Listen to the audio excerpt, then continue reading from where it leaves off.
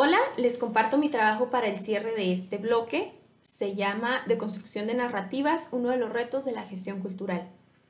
Al hablar de gestión cultural es importante tener en cuenta dos cuestionamientos fundamentales: dónde estamos situados y hacia dónde nos dirigimos. Aunque no hay respuestas definitivas, estos planteamientos sirven como punto de partida para construir y deconstruir las bases de la labor del gestor cultural. Primero que nada, creo pertinente hablar acerca de qué es lo que entendemos por gestión cultural. Sabemos que existe un anhelo permanente en el pensamiento del ser humano, la búsqueda de sentido. Desde la antigüedad, la humanidad ha tratado de explicar cuál es su papel en el mundo, cómo es que los sujetos debemos vivir, sentir y entender nuestra existencia. Estas inquietudes han establecido los cimientos de nuestras culturas.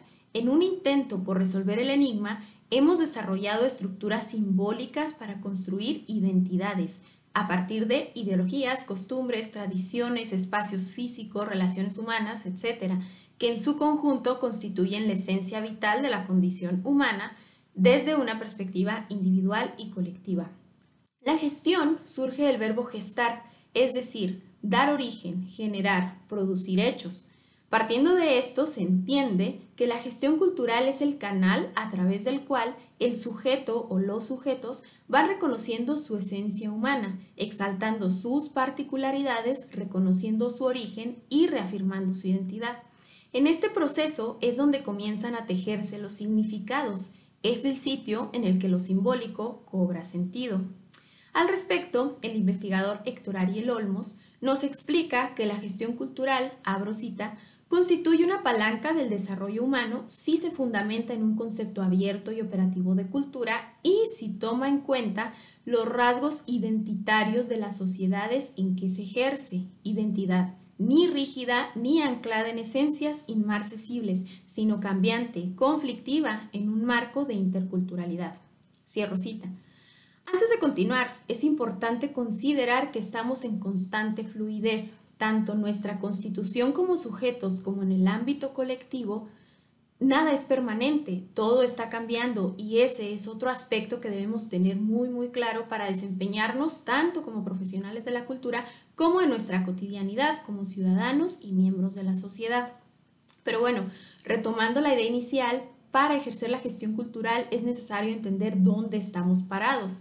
Es imperativo reconocer que vivimos inmersos en un entorno construido a partir de relaciones binarias, en donde la colonialidad incide en la forma en que pensamos y nos relacionamos. Es decir, vivimos en una realidad impuesta por una ideología dominante, el liberalismo, cuya hegemonía se sustenta en premisas universales que violentan el desarrollo de las subjetividades. Este es el punto central de esta charla: reconocer cuáles son estas premisas, es decir, las narrativas que fundamentan nuestra comprensión y aprehensión de la realidad. En este sentido, la colonialidad ha impregnado nuestro día a día.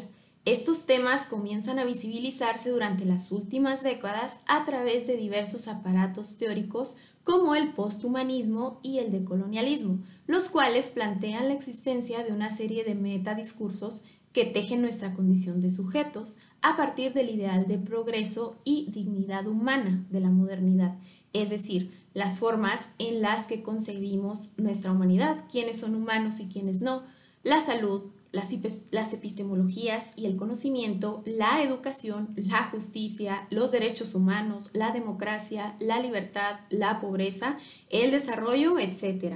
Todos estos conceptos son básicamente construcciones discursivas impuestas por un grupo dominante, el norte global, los colonizadores, quienes articulan las normas con las que debemos cimentar las estructuras de nuestras sociedades, sin importar las diferencias que las conforman. La pobreza, la migración, el subdesarrollo, entre otros términos y problemas actuales, son construcciones discursivas, pero ¿realmente representan un problema? En gran medida se piensa que la calidad de vida depende del consumo y de la producción del capital, de vivir bien, pero estas son realmente necesarias para vivir con plenitud, para ejercer nuestra condición humana. Al respecto, Buenaventura de Sousa Santos explica que vivimos en un mundo en el que, abro cita, los derechos humanos se usan para destruir los derechos humanos, La democracia se utiliza para destruir la democracia y la vida se utiliza para destruir la vida. Cierro cita. De esta forma, las manifestaciones de poder se disfrazan, de manera que siguen imponiéndose sobre los vencidos, que son quienes constituyen el sur. ¿Cuál es el sur? El geopolítico, el sur geopolítico, el cual ha tenido varios nombres a lo largo de la historia: el mundo colonial, las periferias, el tercer mundo, los países subdesarrollados, los países emergentes, etc. Y el sur metafórico, que es el que corresponde a la resistencia, entendido por el conjunto de los pueblos, las naciones y los grupos oprimidos, es decir, los pobres, las mujeres, los indígenas, etc. En este sentido, siguiendo con de Sousa Santos, existe la necesidad de desaprender los conocimientos de ese norte global para poder reaprenderlos del sur, es decir, descolonizar el conocimiento y con ello celebrar la diversidad. Necesitamos generar una conversación del mundo en la que el sur también contribuya a la liberación del norte, en la que haya un intercambio horizontal de saberes, reconocer antes de conocer. Finalmente, puntualizando todo lo anterior en la gestión cultural, necesitamos comenzar a identificar la forma en la que estas relaciones de poder nos construyen diariamente para deconstruirnos, primero de forma personal, para posteriormente trasladar este proceso de transformación a nuestro campo de acción y nuestra labor en la construcción de ciudadanía y la búsqueda de sentido.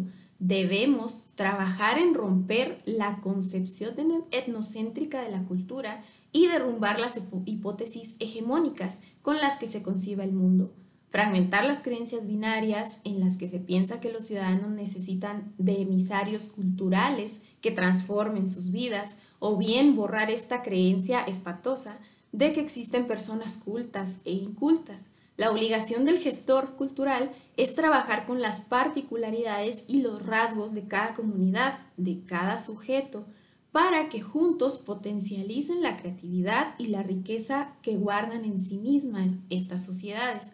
Es decir, necesitamos construir ciudadanía a partir de las diferencias. Muchas gracias.